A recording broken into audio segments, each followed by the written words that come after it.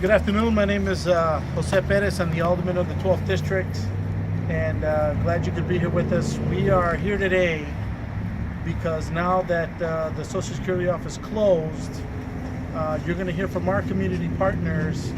We told you so, and we're disappointed in the outreach that was done informing Social Security clients about the closing. You'll hear today how people came to this office, people had appointments, and we are truly disappointed in how this is rolling out. And we're here to let the community know that we're not giving up. And that we're here to inform all of you that we're going to try our best to get the right information in the hands of people, and that we are going to fight to the very end. With that, I want to introduce Tammy Rivera from the Southside Organizing Committee. Good afternoon. I want to set the stage for today's press conference. I want to thank Alderman Perez and Congresswoman Moore and Senator Baldwin's office for co-hosting this press conference. Today, we want to update the community on the closure of this branch, the only Southside Social Security branch that closed yesterday. This press conference will include that the congressional action to halt the closure of this office by Congresswoman Moore and Senator Baldwin. We will also be announcing the filing of a Freedom of Information Act, requesting a Freedom of Information Act request regarding the decision that was made here about this facility.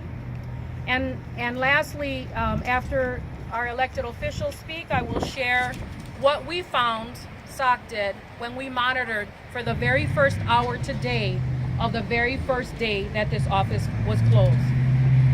Today with us, we have Congresswoman Moore, Vanessa Llanas from Senator Baldwin's office,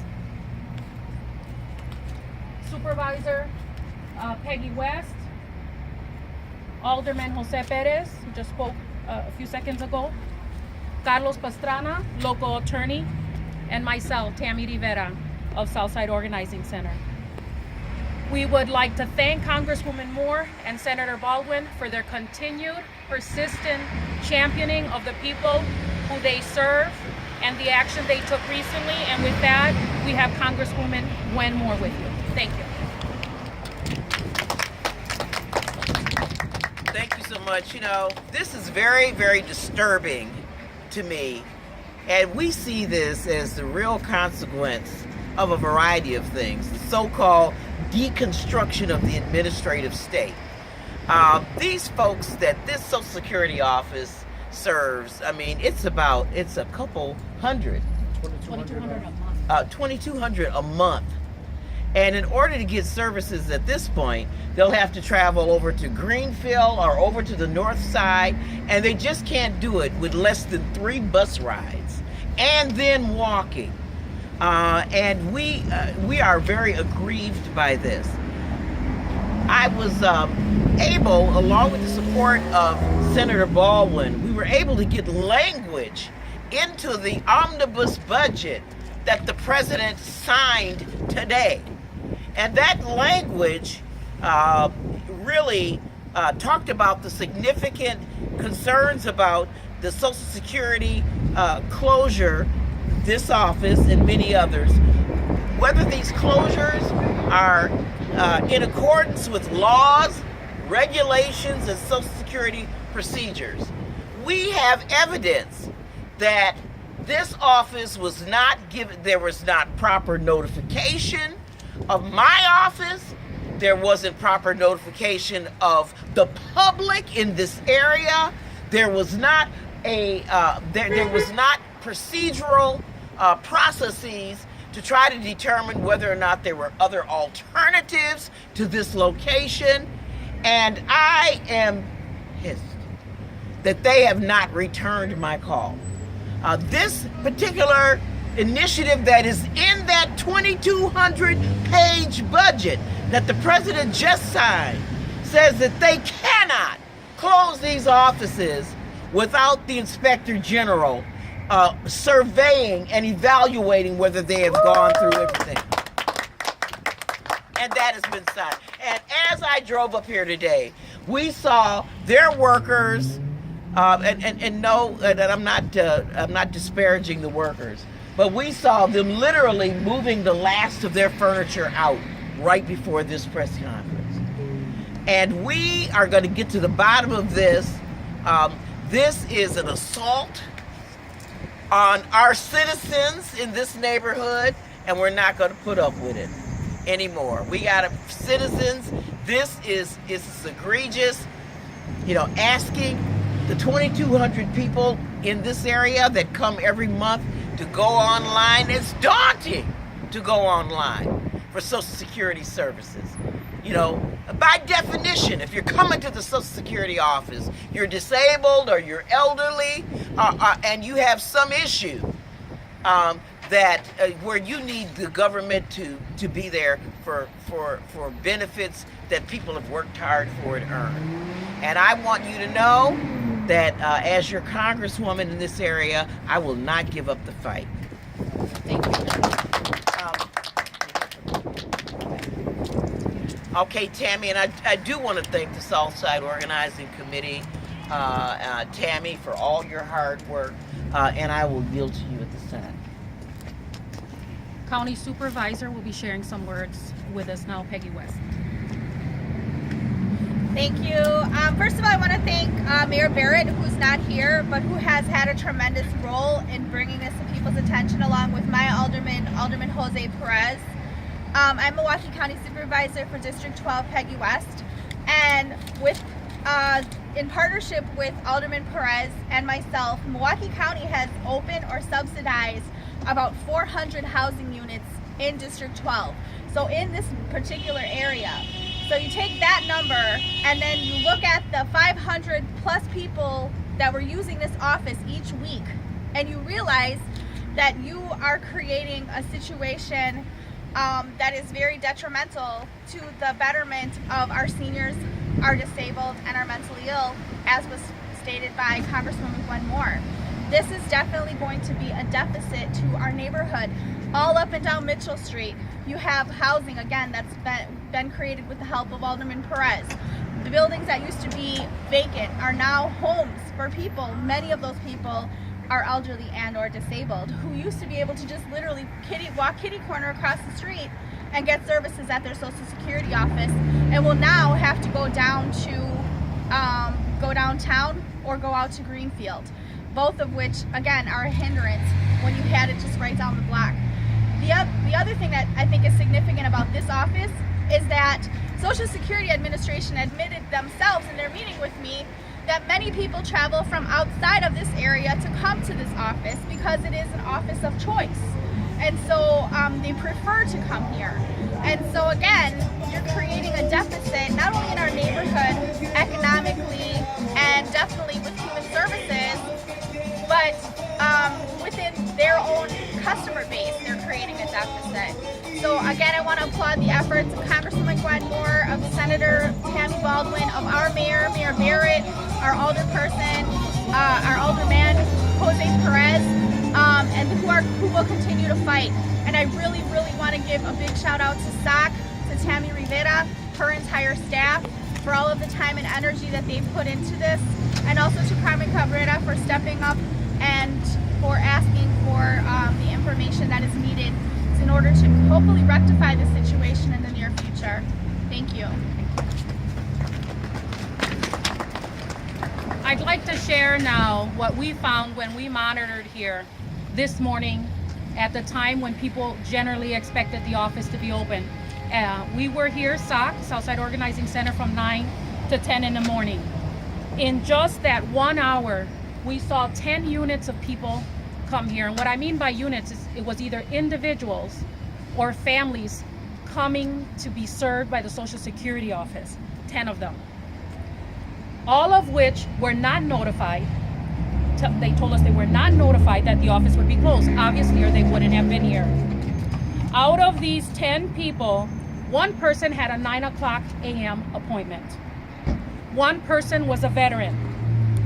5 of those people were only or primarily Spanish speaking. 9 out of those people signed with us to stay attuned to what was happening because they felt they weren't getting information. One of the people who came this morning, who's Spanish speaking, allowed us to record an interview. The rest of the people were afraid. And in that interview, she asked where would she need to go next. And there are 2 flyers adhered to the door, one in English and one in Spanish. And although there's one in Spanish, neither of them say that if you go to the office, there will be someone Spanish speaking. And we know because of the employees, the Federation of Government Employees, that there were employees here who spoke Spanish, Polish, and Somalia. And that's what people expect. And now they won't know, based on the little bit of information that's on the door, where they can be serviced in the language that they speak. To us, it is absolutely negligent, unacceptable to attack the most vulnerable people in our community, which are seniors and the disabled, and not provide them with the services that they need to survive, knowing that the reason that they're receiving those funds is because they're very low income. So it puts a lot of them in jeopardy with their economic status. So I want to share the concerns that we've gathered in the very little time that we've been notified about this closure, because SOC itself was only notified a couple of weeks ago. The Social Security office asked us for a one-on-one meeting as a community organization, saying that they were making visits to community organizations, and we challenged them, because we belong to the people, to open up a meeting for the community so that the 2,200 people who come here can have a voice. They refused to do that. We took the meeting, we video recorded the meeting with their knowledge, and there was several admissions there that were very disturbing. As we said, 2,200 clients per month come here. It is not acceptable to expect seniors, persons with disabilities, and others to traverse downtown and its parking challenges, or to travel to the nearest next Southside location, which is 84th and Layton Avenue, other areas for their service. And as Congresswoman Moore shared, if they go to other locations, they could be taking up to 3 buses and still having to talk. It doesn't make sense to us that the residents here are asked to go all the way to the city of Greenfield when we have approximately 90,000 residents who live on the south side, and Greenfield has 37,000 residents. It does not seem reasonable for the other offices that they're noting to be able to absorb 2,200 people that are being displaced here every month. There was no notice to the clients about this closure. We met with the Social Security office on March 8th. They admitted to us in that video recorded meeting that they had not notified the 2,200 individuals who use this office. And they also admitted that they had no plans to. They did not give 180-day notice about the closure or community input as in compliance with their processes. We question the excuse they gave for not giving that notification, which was to say that they had an exception based on the building's maintenance and security. Although we have documentation that describes exceptions as being things like natural disasters, fires, etc. And they have a lease on this building until the end of May. It is not unreasonable that a locationally, seemingly a match offered by Mayor Barrett and Alderman Perez just blocks away has not been moved on. And obviously, if you've been around Mitchell Street at all, there are tons of development. We have a brand new state-of-the-art library just a couple of blocks away. They have also not answered to the reason why they made a permanent decision to close this office. Only 13% of persons surveyed say they would use online services according to the Social Security's own research. We believe that there's a potential for this to be a discriminatory act, and we are gathering information now. With that being said, I'd like to introduce Carlos Pastrana, who is an attorney working with us pro bono, and we are very grateful for that, who will be filing a Freedom of Information Act request, and Carmen Cabrera, who will be representing that request. Thank you. Yes, afternoon. My name is Carlos Pastrana. I am an attorney, and the concerns of several leaders in this community have been brought to me, given the importance of this office that's been closed. So, I think this community deserves transparency, and fortunately, there are legal avenues for that transparency to be served. And one such resource or legal resource we have is the Freedom of Information Act. So a couple of some leaders in the community are exploring the possibility of filing a FOIA request, a Freedom of Information Act request. One of those leaders is Carmen Cabrera, who's been tirelessly advocating for this community for the last several decades. And the reason why we think this is a good legal option we have is the Social Security Administration has said that there were some protocols in place and that there were circumstances that justified them breaching those protocols. Well, they say that sunlight is the best disinfectant, and we want to, in that sense, see what the internal rationale for the closing of this office within such a short period of time, not informing the community, and not following by their own admission those protocols. We want to see what the actual reason for that breach or that failure to follow protocols was. And I think once we see that, we'll be able to decide what the real reason was, because none of the reasons given by the Social Security Administration so far have been satisfactory to this community. The justification has been some issues with the building, as I understand, and none of those explanations are convincing. So once we obtain these documents, as they are legally bound to do, once they're legally bound to produce these documents, we will review those documents and we will see what our options are. But for the time being, that's a resource we have, and we intend to use it. Thank you. We will take questions now. Thank you. And for anyone that wants to, Tammy, you mentioned about Discrimination Act. Does any of you, since I see a lot of Latinos here speaking, any of you believe that this office was targeted because it's located in the predominantly Latino community and will affect the elderly Latino senior citizens here? Well, I know that the mayor's office and some of the representatives are doing some research on closures in the region and nationally. I've been told recently that a Social Security office in Pilsen has been closed, and then to see this one next gives us a lot to think about, a lot to worry about, and we want to confirm that there's a pattern going on nationally to be able not only to compare the results of the Freedom of Information Act data, because as was mentioned earlier, the moment we heard issues with building maintenance and crime as excuses, we debunked those myths with real data from an inspection that was done here by a supervisor in the Department of Neighborhood Services, and the reports from the police department for calls for service here, and compared them to all the Social Security offices, and this was relatively low compared to other offices. So we're looking forward to getting all this information, and unfortunately we have to take a legal ramification through the Freedom of Information Act to get what they use, because we haven't seen it. And a question, when you mentioned Pilsen from Chicago, is that a Latino neighborhood or? That is one of the largest Mexican-American communities in the entire country. And in this area, is this considered a predominantly Hispanic area? This is a largely Hispanic, almost 70%. So when we see them leaving here, it's not only a disrespect to all the beneficiaries, Social Security, which I might add, people pay into. It isn't an entitlement. Right.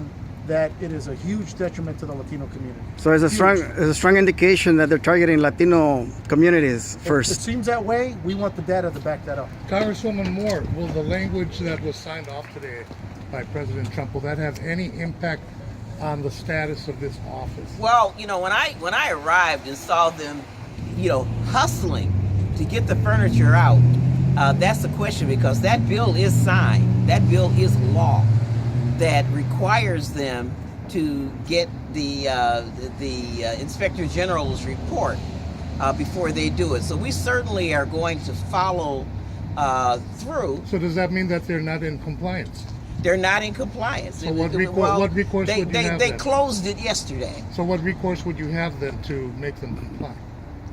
Well, we're going to see what that is, and I think that the Freedom of Information request is going to be important, because it's not just this location, but we think that our bill dealt with the closures of Social Security offices, period.